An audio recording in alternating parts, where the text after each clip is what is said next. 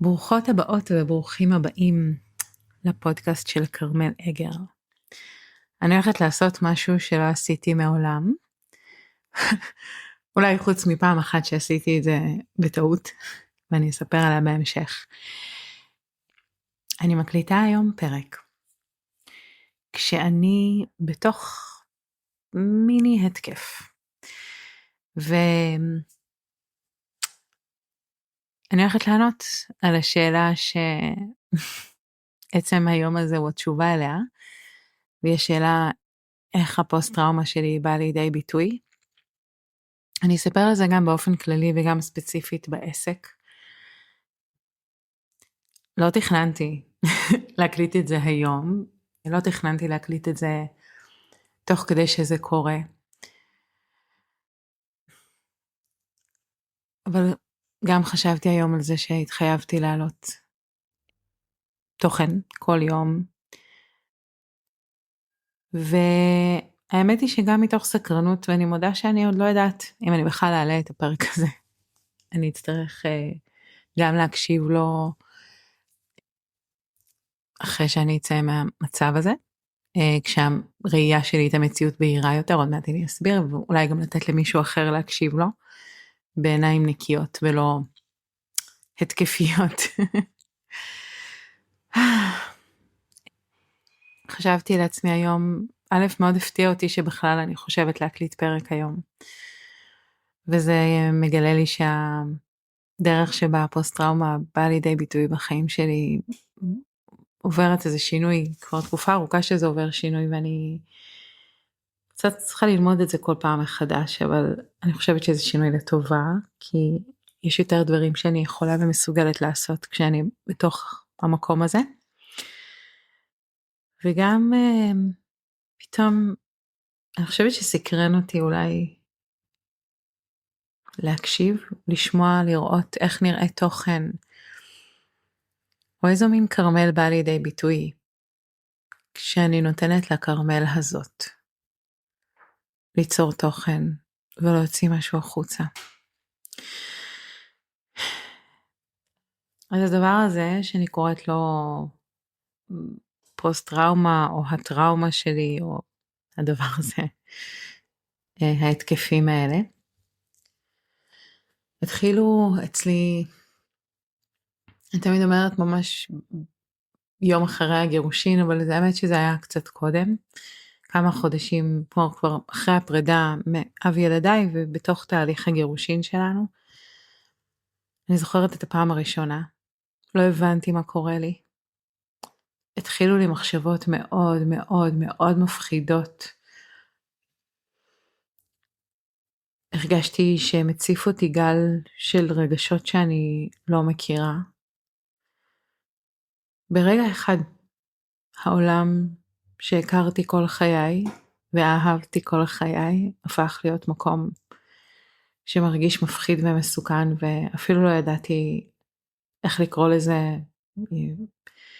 מעולם לא סבלתי לפני כן מהתקפי חרדה או משהו דומה או דיכאון, או לא הבנתי מה קורה לי. והדבר הזה היה קורה פעם בכמה זמן, ובמשך כמה חודשים לא סיפרתי על זה לאף אחד. זה הרגיש מאוד מאוד מביש.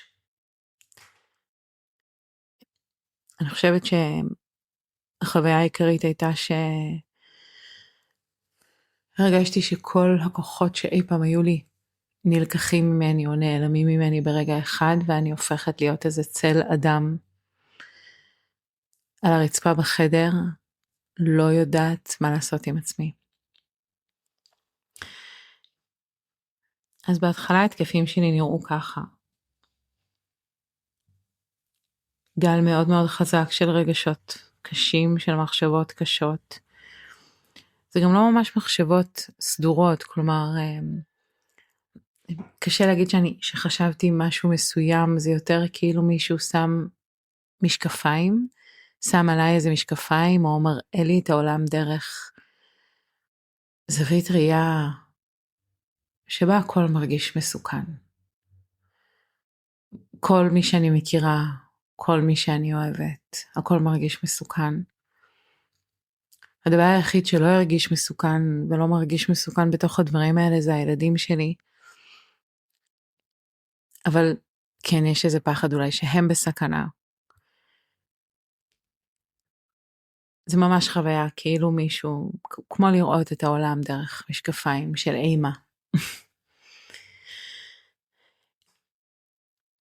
לקח לי זמן כאמור לספר לאנשים, לאישה אחת, האמת, שאני עוברת את הדבר הזה. באיזשהו שלב גם הייתי צריכה לספר לילדים, כי זה קרה פעם אחת מולם, והייתי צריכה להסביר להם שזה לא קשור אליהם. הם ראו אותי בוכה, בלי שליטה. זה משהו שלא קרה אף פעם מולם, וזה נורא הפחיד אותם וגם אותי. הייתי צריכה להסביר להם, בגלל שיש לנו אפילפסיה בבית, אז הם יודעים מה זה כשהמוח פשוט עושה מה שהוא רוצה בלי לשאול אותך. אז השתמשתי בזה כדי להסביר להם שזה כמו התקף אפילפסיה. פתאום משהו קורה בגוף שאין לך שליטה עליו, וכשזה קורה זה מפחיד ולא נעים, אבל זה גל וזה עובר. אני חושבת אגב שיש משהו בעצם זה שהייתי צריכה לתווך את זה לילדים ולהסביר ולתמלל את זה בצורה שהיא פשוטה, שעזר לי גם להבין את זה ולקבל את זה בצורה שהיא פשוטה ומקבלת. אני חושבת שזה היה אחד הדברים שהפשיטו מזה את הבושה, אם אפשר להגיד. אי אפשר להביא בושה מול ילדים כשמתווכים להם דבר כזה. כי בושה זה דבר שמסבך דברים, וילדים צריכים את זה פשוט. היה משהו בפשטות, קורה לי משהו בגוף, שאני לא יכולה לשלוט עליו. הוא קורה פתאום, כמו התקף אפילפסיה. כשזה קורה זה מפחיד ולא נעים, אבל זה גל וזה עובר. כל פעם חזרתי על זה בעיניהם ובאוזניהם ובאוזניי, ולאט לאט ממש התחלתי להאמין בזה, ולראות שזה באמת עובד ככה. ואני חושבת שהשלב הבא אחרי התמלול הזה היה היכולת שלי בעצם, גם בגלל שהייתי צריכה בעצם לתמלל להם את זה תוך כדי שזה קורה. הם היו לפעמים שומעים אותי בוכה מעבר, פתאום מסתגרת בחדר ובוכה מעבר לדלת, וכאילו טראומה או לא טראומה, עדיין הייתי ההורה היחיד בבית, והייתי צריכה לנהל את הבית מעבר לדלת. אז הייתי צריכה לכתוב, הייתי כותבת להם הודעות בוואטסאפ כשאני בחדר, והם בסלון. אני עדיין עושה את זה פעם בהרבה זמן כשקורה לי מצב כזה. אני פשוט כותבת להם מתוקים, אני בהתקף, נותנת להם את ההוראות, תתארגנו לבית ספר, או תאכלו ארוחת ערב, תתקלחו, כזה, מה שצריך לעשות. אני תמיד מספרת להם מי עוזר לי כרגע, אם זה אחד מבני הזוג שלי, או לירון, חברה שלי, שהם ככה מערך התמיכה שלי כשאני בתוך התקפים. אני מעדכנת אותם מי מולי על הקו, ושאני מטפלת בזה ועוד מעט זה יעבור. והיה גם משהו בתפקיד הזה של להצטרך עדיין לנהל את האירוע תוך כדי שהוא קורה, שיצר אצלי בתוך ההתקפים האלה איזשהו מין פיצול, שאני מרגישה שהוא מאוד מאוד עזר לי, והוא עדיין מאוד עוזר לי. אני מתפצלת כמו לשתי אני, יש את זאת שבתוך ההתקף, והיא לא רואה שום דבר אחר חוץ מהמציאות שבה הכל נורא ומסוכן ומפחיד, ויש את זאת שמבינה שזה התקף, וגם מתווכת את לעולם, אם זה לעדכן את בני הזוג, לבקש עזרה מרחוק, לקחת את הכדור שעוזר לי, לתמלל את זה לילדים, מה שצריך, בזמנו גם לתמלל את זה לצוות שלי, עוד מעט אני אדבר איך התנהלתי עם זה כשהיה לי צוות, אבל גם את זה הייתי צריכה. אני בהתקף, תודיעו שאין שיעור היום, הלכתי ביי. היה משהו בפיצול הזה, ביכולת לפצל את עצמי, בתוך ההתקף שאני חושבת שאפשר לי ללמוד את הגוף שלי בזמן הטראומה, כלומר להיות תוך כדי שזה קורה גם באיזשהו מקום מתבונן וחוקר, להבין, ככה להצליח להבין ולראות גם את הסימנים המקדימים, גם מה עוזר לי בפועל, כלומר, הייתי קצת כמו חוקרת במעבדה, הסתכלתי על עצמי כמו איזה חוקרת במעבדה שרושמת את הסימנים, ואני לא יודעת אפילו איך עשיתי את זה, אבל בסוף כל התקף היה איזה מסמך כזה של תובנות, של מסקנות. אני חושבת שזה גם אפשר לי לראות שיש איזו מתנה במקום הזה, כי אמנם יש תחושה שהוא מאוד מוציא מפרופורציות את המציאות, הוא כמו מגביר אתן יודעות, הטראומה כאילו שורטת אותנו. ואז אנחנו לוקחות את הסריטות האלה ואת הדברים הקשים שעברנו, ואנחנו מלבישות אותם על כאן ועכשיו. אז זה יכול להיות במערכות היחסים, אצלי זה בדרך כלל שם, כלומר, הטראומה שלי מגיעה ממערכות יחסים ומתחושה של אמון או משבר אמון מול בני אדם שהייתי אמורה לסמוך עליהם. וכשהיא מופיעה אצלי, היא מופיעה כאיזשהו משבר אמון בבני אדם שאני בדרך כלל ביום יום סומכת עליהם, בוטחת בהם. כמו מעוותת את מה שאני יודעת על מערכת יחסים ועל הקשר. אז זו הטראומה שלי, כלומר זה מה שקורה אצלי. זה כמו פלשבקים למערכות יחסים, או אירועים שקרו לי בתוך מערכות יחסים, אבל הם מולבשים על מי שמולי עכשיו, ואני חושבת שזו אחת הסיבות שזה מאוד מאוד מבלבל. כי אני לא נלקחת לחלוטין מהמציאות שכרגע, היא מתערבבת לי עם מציאות אחרת, ולפעמים קצת קשה לדעת מה האמת ומה השקר, מה שייך לכאן ועכשיו ומה לא. אבל אני חושבת שאחד מהדברים שעלו בהתבוננות הזאת, וזה כמה שנים של התבוננות בהתקפים האלה, זה מה רציתי להגיד? כן, שמתי לב שלפעמים אלה אומנם כביכול שריטות או סיפורים ישנים שמולבשים על כאן ועכשיו, אבל בעצם הם לא מולבשים בצורה לחלוטין לא מותאמת. כלומר, היה משהו בהתקפים האלה שהגביר מאוד מאוד מאוד מאוד מאוד את הווליום בצורה לא פרופורציונלית על דברים, אבל שהם באמת קיימים. ואז מה שהיה קורה זה שאחרי ההתקף, ומה שיקרה כנראה מחר בבוקר, זה שאחרי ההתקף אני מסתכלת על המחשבות שהיו לי שם, ועל התחושות ועל דברים שכתבתי נגיד ללירון או לעצמי או לבן זוג שלי. ואני אומרת רגע, כלומר כן אני זוכרת עכשיו איך זה הרגיש וזה באמת נשמע כמו, הניסוחים שלי הם מאוד של קרמל הטראומטית, אבל בעצם תמיד יש שם איזה גרעין של אמת, כלומר תמיד זה מאוד מאוד מאוד מביא בצורה מאוד מוגברת אל פני השטח דברים שהרגשתי או שהפריעו לי. אני חושבת שזה גם היה איזו תובנה מאוד יפה שלקחתי, שהטראומה היא לא הדבר הנוראי שקורה לי, אלא, או לא הטראומה, אלא הפוסט-טראומה, ההתקף הזה, הדבר הזה שקורה לי, מין פתאום איזה טוויסט כזה, או איזה מין מובלעת כזאת של המציאות שבה אני רואה את הדברים אחרת. היא בעדי. ואני יכולה לקלל אותה, which I did, כי זה לא כיף. אני חושבת שהייתי שמחה לחיות בלי זה, אבל הבנתי זה פשוט בא להגביר לי לפעמים את הווליום על מה שהגוף שלי מרגיש, ולא תמיד המוח שלי יודע להגיד. נראה לי שהיה לי משהו יותר להגיד על זה, אבל לא זוכרת עכשיו. מבחינת העסק, מה שקורה זה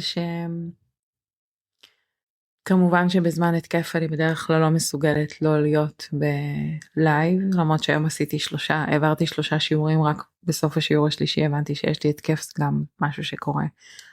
It takes time, לוקח לי זמן להבין שזה מה שקורה. אז לרוב אני לא ממש יכולה, או אם אני עושה את זה, אני כן קוהרנטית, אבל אני כאילו לא quite myself, ונדמה לי שמי שמכיר אותי היטב, או אפילו מי שנמצאת איתי מספיק בלייבים, אז יודעת ככה, אפשר לשים לב לשינוי באנרגיה, למרות שאני בימים כתיקונם, אז גם כשאני בתוך התקף אני די מוחזקת. אני תמיד מספרת, ואמרתי קודם שאני אספר לפעם שהעברתי משהו בטעות בזמן התקף, מסתבר שזה קרה גם היום, לא זכרתי את זה עד עכשיו. אחד הסיפורים המצחיקים, מרגשים, יפים, מוזרים, לא יודעת איך לקרוא לזה כרגע, זה שכשהעברתי את הלייב הראשון שבו מכרתי את מועדון אקספוננט, שהיה מועדון העסקים שלי שכבר נסגר החודש, ויקבל בקרוב צורה חדשה, אבל זה היה הלייב הראשון שבו בעצם חשפתי אותו וסיפרתי עליו. היו לי 500 אנשים על הקו, ו5 דקות לפני השידור היה לי טריגר שהכניס אותי לתוך התקף. ואני עולה לשידור ואני לא מצליחה, אני כאילו מדברת ואני מעבירה את מה שתכננתי להעביר, אבל אני קולטת שאני לא ממש שם. ואז תוך כדי השידור אני מעבירה את זה עם מצלמה, ואני תוך כדי השידור מסתכלת על עצמי במסך ואני קולטת, כי מה שקורה אצלי זה שהפנים שלי משתנות. יש ממש, הצבע של האור שלי משתנה, הצורה של העיניים משתנה, כאילו יש פתאום נהיים לי, כזה העיניים שלי נורא נורא מתנפחות, ונהיים לי עיגולים שחורים כזה מתחת לעיניים, אני פתאום נראית אחרת. יש לי פרצוף של התקף. ואני יושבת שם בזום מול 500 איש, ואני קולטת פתאום את הפנים שלי, ואני כזה, פאק. אוקיי, זה קורה עכשיו. ואני עוד רגע מתחילה כזה, עוברת ממה שאני מספרת, וכאילו הכל רגיל, ואנשים שואלים שאלות, ואני עונה, ואני חמודה, ואני סבבה, אבל וואי, ואני תוך כדי קולטת שפאק, אני בהתקף. ותוך כדי שאני מדברת, יש קרמל נוספת. הפיצול הזה קורה, ויש קרמל נוספת שאומרת, אוקיי, תעשי את מה שבאת לעשות, תציעי את ההצעה, תציגי את המועדון, אף אחד לא הולך לקנות היום, וזה בסדר. כל מה שאת צריכה זה play it normal, תעשי כאילו את בן אדם נורמלי, תסיימי את השידור הזה, עוד רגע את תוכלי לקחת את הכדור שלך, לסגור את הטלפון, ללכת לישון, מחר יהיה לך יום חופש. ובאותו יום רכשו ממני מנויים שנתיים למועדון בסך של 80,000 שקל.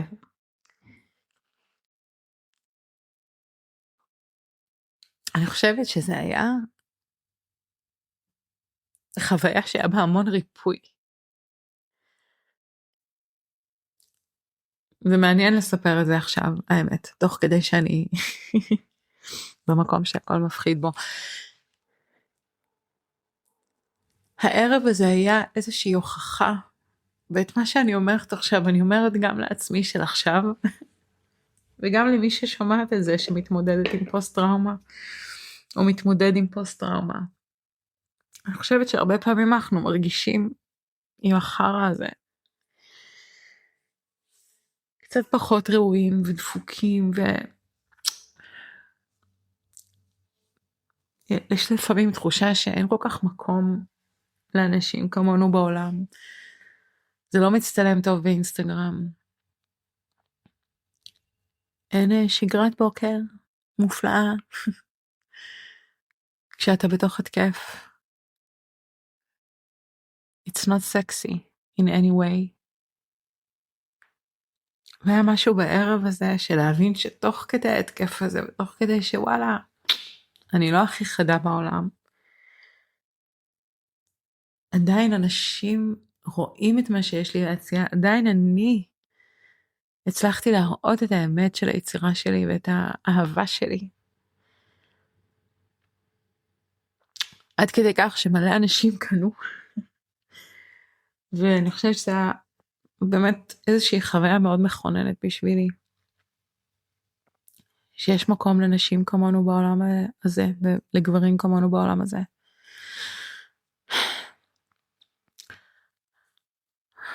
אז איך זה בא לידי ביטוי? אז אני רוצה לתת דוגמה מהיום.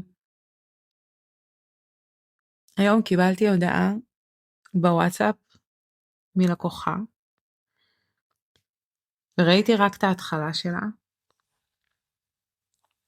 וזה הולך משהו כמו, אין את זה מולי עכשיו, אבל זה הולך משהו כמו, היי כרמל, לפני שנה עשיתי את אתגר הקוד הקוונטי כסף, ומשם, בעקבות האתגר הזה, האתגר שלי, בעקבות האתגר הזה נרשמתי למועדון העסקים. עכשיו, ואני רואה שיש המשך להודעה, אבל אני לא רואה אותה, כי אני רואה רק את השורות הראשונות. מה קורה במוח של אישה עם פוסט טראומה? שבטוחה שהעולם הוא מסוכן. במשך כמה שעות, מרגע שקיבלתי את ההודעה הזאת ולא פתחתי אותה, הסתובבתי בידיעה מוחלטת, שהיא כותבת שזה היה בזבוז כסף, ושהיא מצטערת, ושהיא ממש מאוכזבת. וכבר בראש המשכתי כזה, אוקיי, מזל שאני סוגרת את המועדון.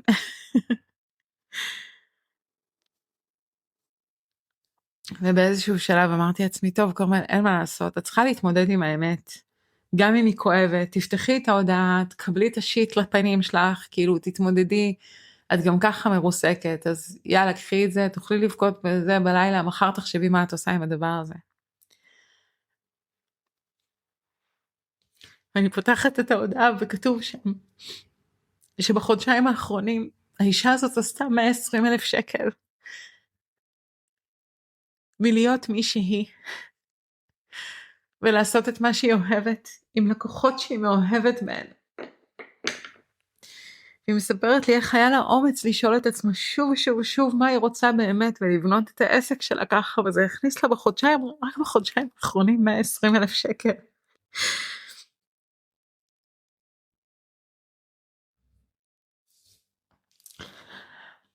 ובמשך שעות הסתובבתי והייתי בטוחה שיש פה לקוחה מאוכזבת, שהולכת לספר לכל העולם שכרמל אייגר לא יודעת על מה היא מדברת.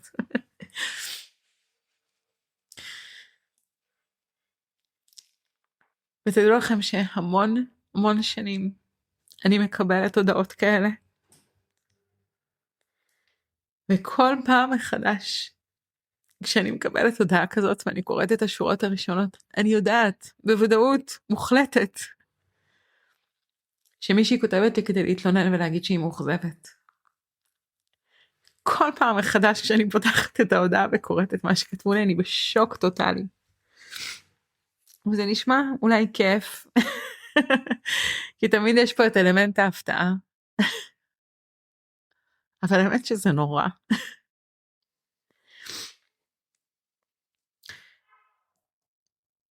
הרבה מהשידורים והאתגרים שאני מעבירה, אני מסיימת בתחושה שהחזבתי את כולם.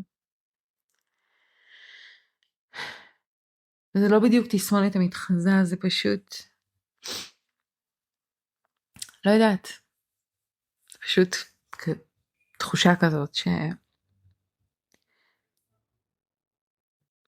האדם בטח, לא יודעת, זה כמו איזה פער בתפיסת המציאות, נראה לי שאני קצת מתבלבלת עכשיו.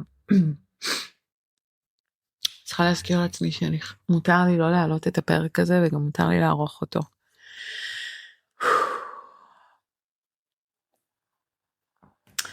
להיות בעלת עסק עם פוסט טראומה, זה לפעמים למות מפחד מעצם המחשבה שמישהו יקרא את הפוסטים שלי. ממש למות מפחד מהמחשבה שמישהו יקרא את הפוסטים שלי.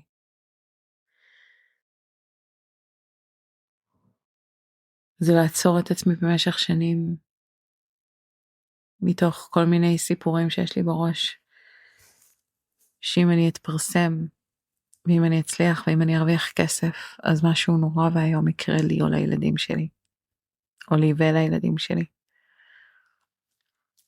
וזו אמונה כל כך חזקה, או פחד כל כך חזק, שעדיף לחוות עוני וכאב, מאשר פשוט לעשות את מה שאני טובה בו.